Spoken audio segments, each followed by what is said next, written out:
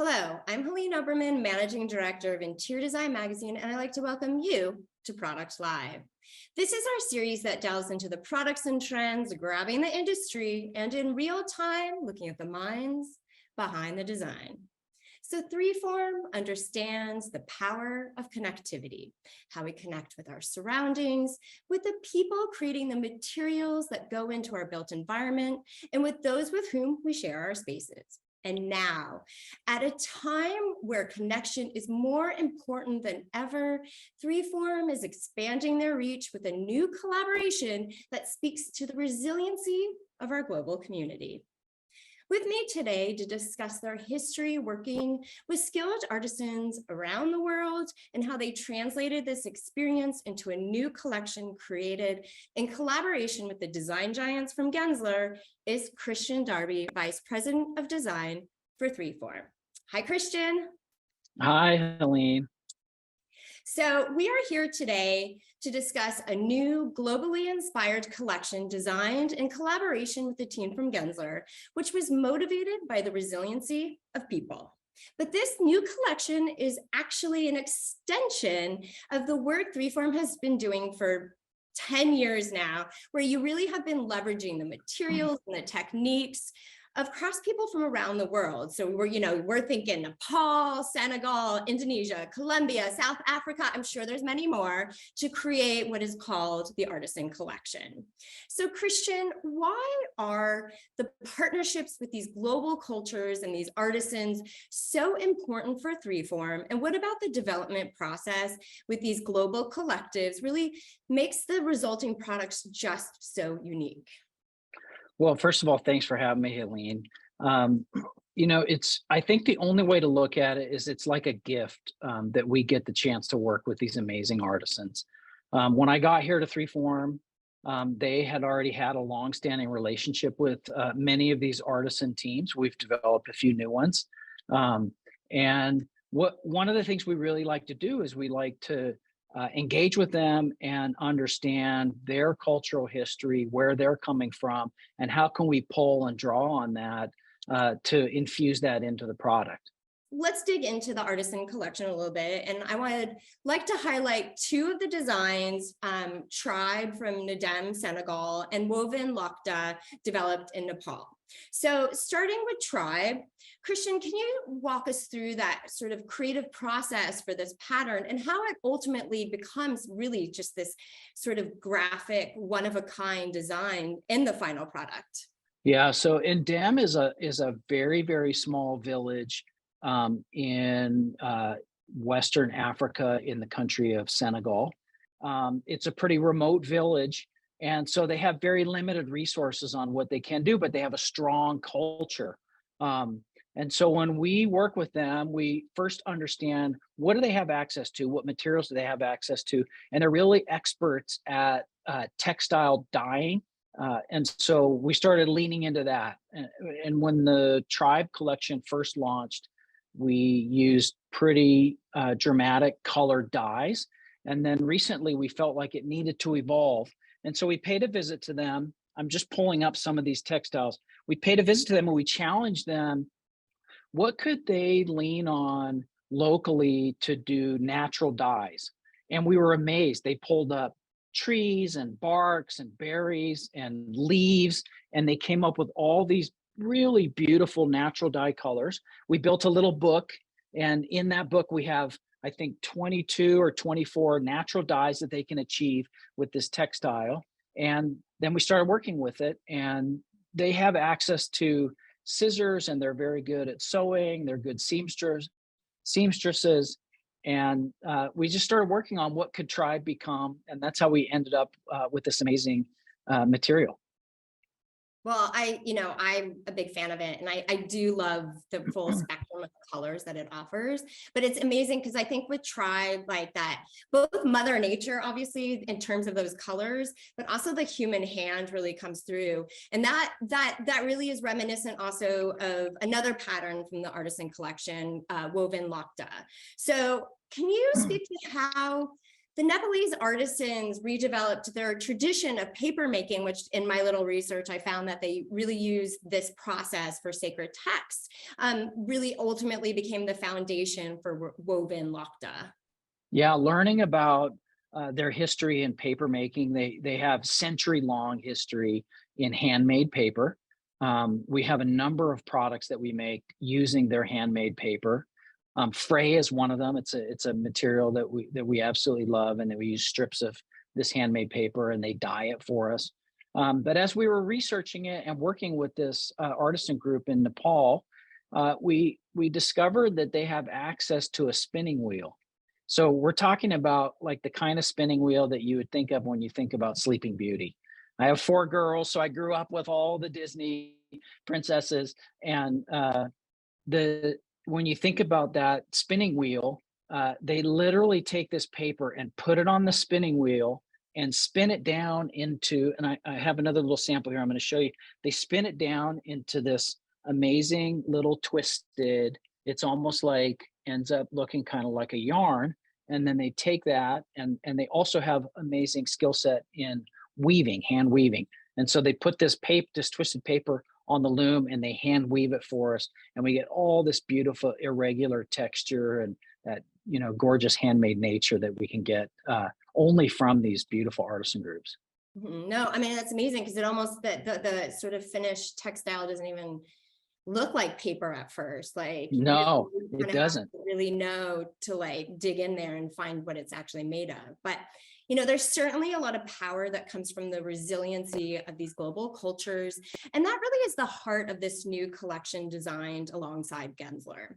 So speaking to human connection and of course the global landscape, what did the design firm draw inspiration from when they were first developing this collection?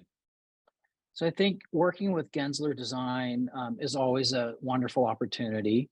Gensler is so big that they cover the globe. And I think they have such amazing access to understanding the world in a way that maybe other firms don't. And they brought that unique ability and unique insight into this project.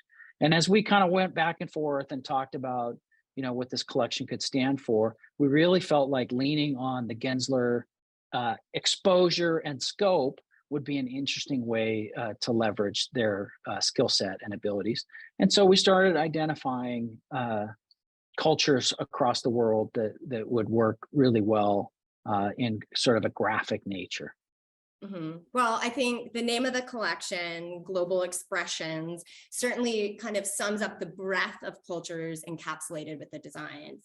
But, you know, I know you kind of touched on it, but what was like, I mean, what prompted you to partner with Gensler, and what was the specific design missive when you were presenting them that you wanted to really launch a new collection? And this wasn't even the first time you were working with them. So you kind of did already have like a design vocabulary. When we started working on this particular project with Gensler, we have great access to the world. We already have really interesting artisan communities that start to dot the world. And Gensler also has, you know, offices across the globe, and they started to sort of identify like, here's some cultures that we think are interesting.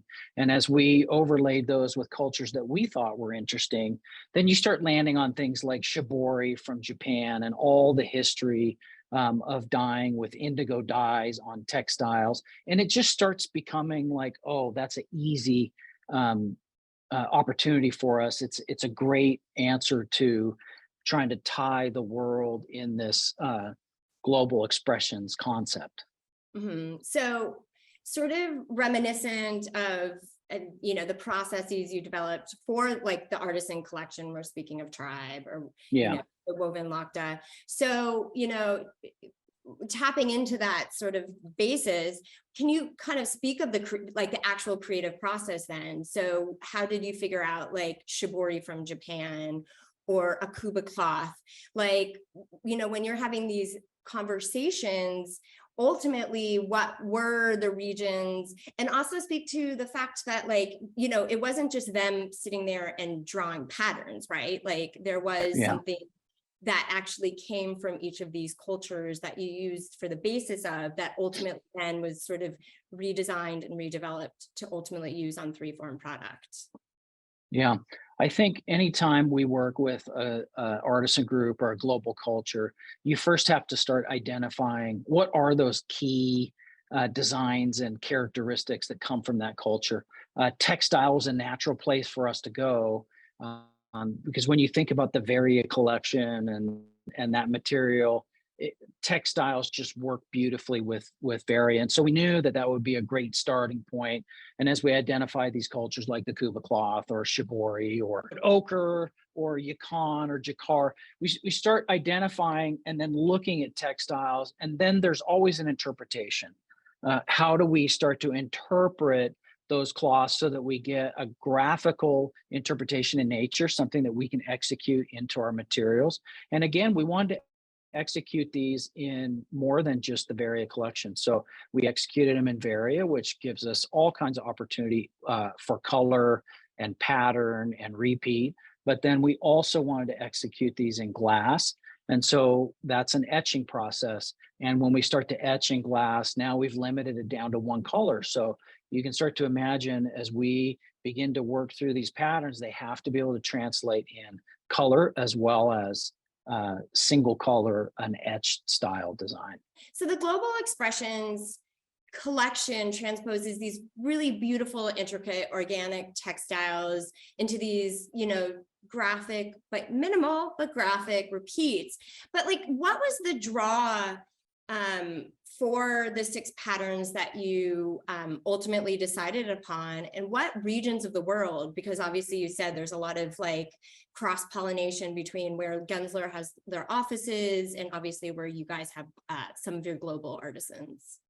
Yeah, so we looked across the world and we started identifying like where could we look, and I'll just go through the patterns and then we can kind of identify like where they came from.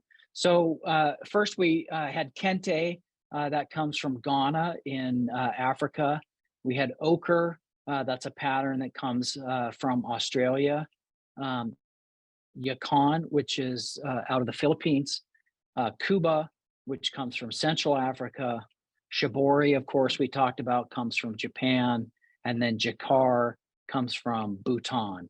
So Christian, just for clarity's sake, of those 6 pattern waves, can you get all 6 across both the Varia material and your etched glass? Absolutely. And then, of course, etched glass is just beautiful tonal etched glass, and all of the patterns are also available in the etched glass. But I mean, did you have any challenges or any sort of design hiccups that came up during this process? Yeah, that's a good question. Not really on this particular project. Mhm. The reality is we've been making Varia for like 18 years. It's the founding material product from 3form. And so we're really good at understanding how it behaves and how do we get designs into it. Of course, we often put dimensional designs into it, like we talked at the beginning with Tribe or the woven Lakta, but then we also put imagery and tech patterns into Varia as well. And so it's really predictable for us. With glass, it's similar. We have a long history of working with glass. We also put dimensional products in a laminated glass, but in this case, we are really focusing on the beauty of etching in glass. And so it's pretty predictable for us.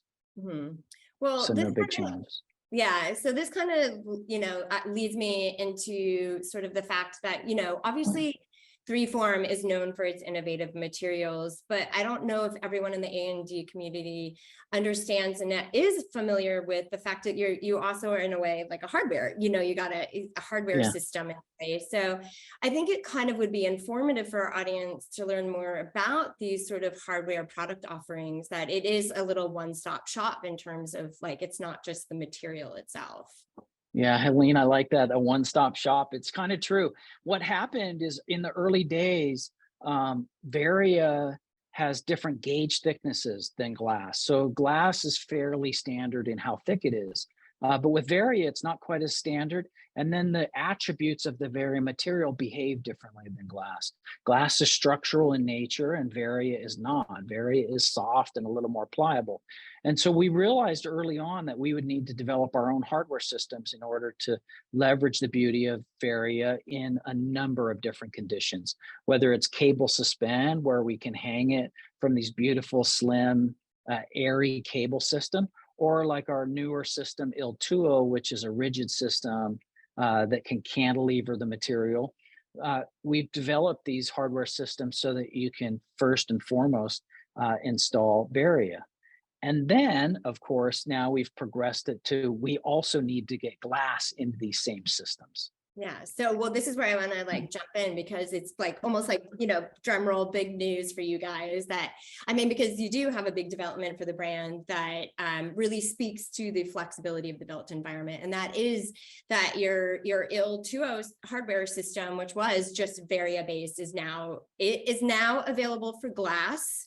But what was the innovation and technology that allows you to now offer glass, and why it was maybe such a challenge in the past? Yeah, that's a great question. And it is exciting for us that now Il Tuo can also hold glass in it. So again, like I mentioned at the beginning, when we started talking about these materials, these two materials behave really differently. And so when we developed the Il Tuo system, we were thinking about glass. We knew that it was going to go there at some point, but initially we engineered it for Varia. And these systems have to clamp and hold that material very differently from Varia to glass. And so it's a bit of a progression for us. We launched it with Varia, that's our flagship material, and then started almost immediately working on the glass and integrating glass into the system. We need to hold the material differently. We need to protect the material a little differently. Varia won't shatter if it gets banged. Glass, of course, is very rigid and strong, but you also have to protect the edges. And so that was one of those little challenges that we had to accommodate for to get it into the system. So Christian, I want to thank you so much for your time and your insight into the new Global Expressions collection designed in collaboration with the designers from Gensler. And of course, the new development in adding glass to your Il Tuo hardware system. And of course, to our lovely audience out there, please make sure to check out the 3form website to learn more. Thanks, Christian. Thank you so much, Helene. It's always fun.